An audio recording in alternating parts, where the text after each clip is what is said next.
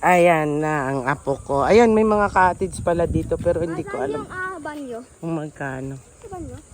Banyo? Bakit? Iihi ka? Oo. Siyempre.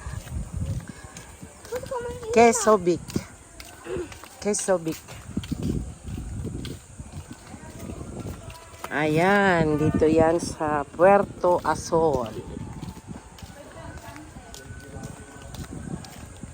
So maganda naman siya, maraming cottage. Oh, may trampoline! Oo. Bye-bye. Diba? Ayun, dagat na yun doon. Doon banda.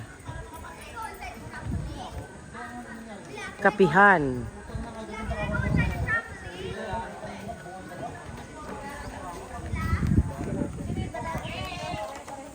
Pwede mapasok sa trampoline. Mamaya, hindi